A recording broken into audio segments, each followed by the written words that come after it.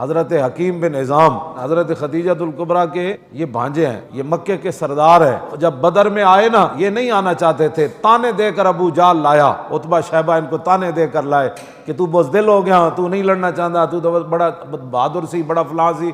تے حکیم بن نظام بدر وچ آئے اور حضور نے جڑے حوض بنائے سن نا پانی والے، جس کافر نے اتوں پانی پیتا وہ مر گیا، قتل ہو گیا بدر وچ۔ زبردستی آ کے پانی پیندے سن نا، تے حضور نے فرمایا انہوں پانی تو نہیں روکنا، اپنا تو پانی انہوں دا کوئی نہیں سی، تے پانی آ کے زبردستی صحابہ دے حوض تو پیندے سن۔